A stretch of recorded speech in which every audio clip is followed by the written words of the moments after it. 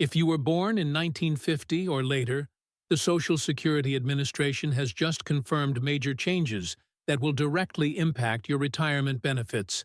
And what I'm about to share with you could mean the difference between financial security and struggling through your retirement years. Listen, this isn't another boring Social Security explainer filled with government jargon that puts you to sleep.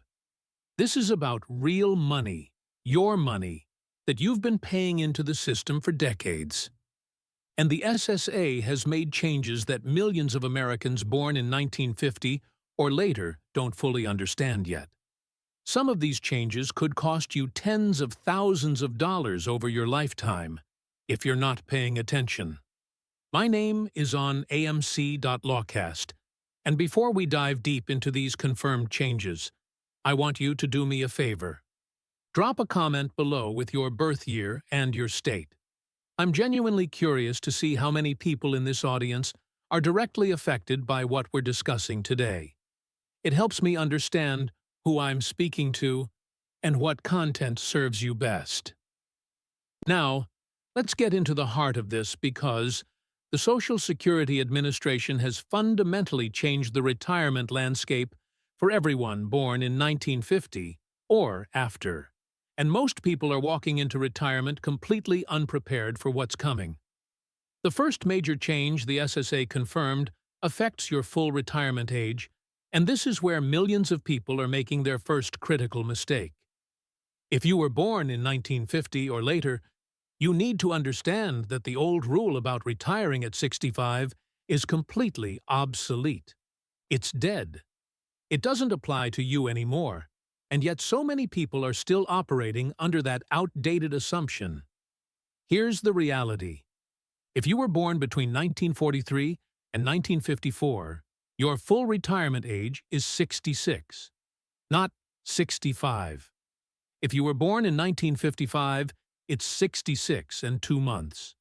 If you were born in 1956, it's 66 and 4 months. And if you were born in 1960 or later, your full retirement age has been pushed all the way to 67. Why does this matter so much? Because your full retirement age is the pivot point around which your entire Social Security benefit calculation revolves. Claim before that age, and your benefit gets permanently reduced. Wait past that age, and your benefit increases. But here's what's catching people off guard. The SSA has created this bizarre situation where you become eligible for Medicare at 65, which sends every signal that you've reached retirement age. You get letters in the mail. Your doctor's office starts asking about Medicare. Your employer starts having conversations about your healthcare transition. Everything around you is screaming that you're at retirement age. But Social Security is telling you that you're not entitled to your full retirement benefit yet. You've got to wait another year or 2 years depending on when you were born. This disconnect is causing massive confusion and leading people into decisions that permanently damage their financial security. Here's the second major change that the SSA has confirmed, and this one is causing serious financial pain for people who claim benefits early. The reduction for early claiming has become more severe for people born in 1950 or later, compared to previous generations. If you claim Social Security at 62, which is the earliest possible age, your benefit gets slashed by a significant percentage. For someone born in 1960 or later with a full retirement age of 67, claiming at 62 means accepting a 30% permanent reduction in your monthly benefit. That's not a temporary cut. That's forever. Let me make this real for you with actual numbers. Let's say your full retirement benefit at age 67 is $2,000 per month. If you claim at 62, that drops to about $1,400 per month. You're giving up $600 every single month for the rest of your life. Over 20 years, that's $144,000 in lost benefits. Over 25 years, it's $180,000. That's not pocket change. That's a house, That's financial security. That's peace of mind. And here's what really concerns me. The SSA doesn't make you jump through hoops to claim early. They don't require financial counseling. They don't make you sign a document acknowledging that you understand you're permanently reducing your income. You can make this life-altering decision with a simple online application or a phone call, and millions of people are doing exactly that without fully grasping the consequences. The third confirmed change involves what happens if you claim early and then continue working. And this is where the rules get really complicated and frustrating. The SSA has an earnings limit that applies if you claim benefits before your full retirement age and continue working. For 2026, if you earn more than about $22,320 per year, Social Security starts withholding your benefits. Here's how brutal this gets. For every $2 you earn above that limit, Social Security withholds $1 of your benefits.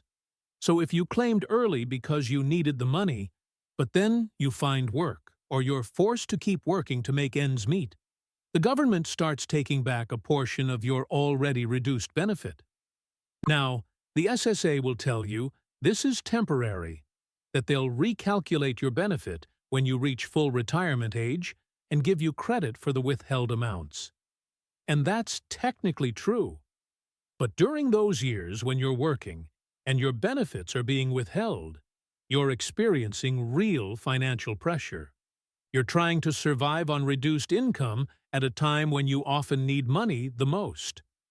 The fourth major change that the SSA has confirmed is the increased benefit for delaying past your full retirement age. And this is actually good news if you can take advantage of it. For every year you delay claiming benefits past your full retirement age up until age 70, your benefit increases by approximately 8% per year.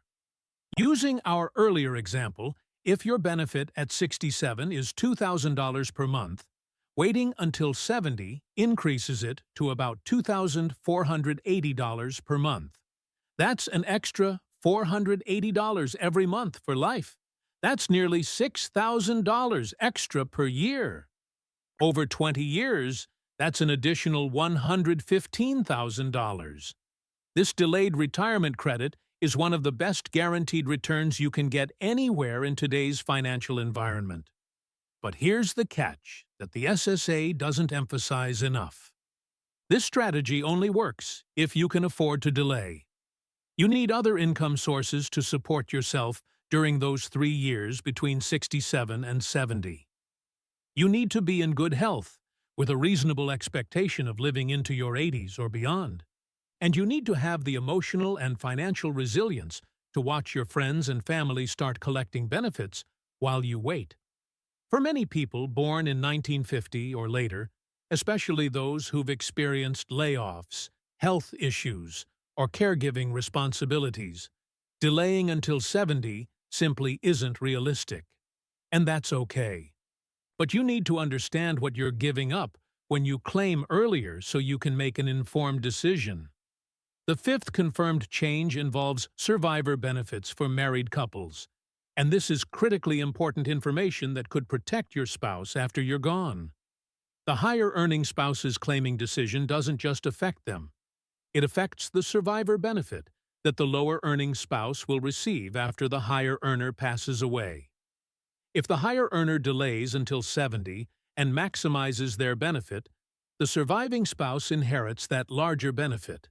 If the higher earner claims early and locks in a reduced benefit, the surviving spouse is stuck with that lower amount for the rest of their life.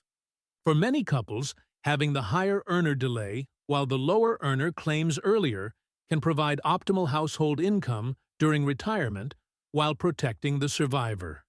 So what should you do if you were born in 1950 or later and you're approaching retirement age? First, stop relying on what your parents did or what your friends are doing. The rules have changed, and outdated advice can be financially devastating. Second, know your exact full retirement age based on your birth year. This is not negotiable information. You must know this number because every decision you make revolves around it. Third, run the actual calculations for your specific situation. Don't guess. Don't assume. Log into your Social Security account online. Look at your estimated benefits at different claiming ages and do the math based on your health, your finances, and your family situation. Fourth, if you're married, coordinate your claiming strategy with your spouse. This is not a decision you should make independently. Your choices affect each other, especially regarding survivor benefits. Fifth, if you're considering claiming early, ask yourself honestly, am I doing this because it's the best financial decision? Or am I doing it because I'm scared, tired, or under pressure? If it's the latter, take a breath and explore other options before you make a permanent choice. The Social Security changes confirmed by the SSA for people born in 1950 or later have created a more complex retirement landscape than previous generations faced.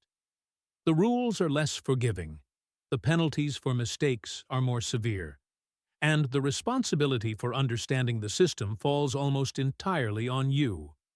This is AMC.LAWCAST, and my goal is to give you the clear, honest information you need to make smart decisions about your retirement. If this video helped you understand Social Security better, subscribe to this channel and turn on notifications. Drop a comment with your questions and share this with anyone you know who's approaching retirement age. Your Social Security decision is permanent, and getting it right matters more than almost anything else in your retirement planning.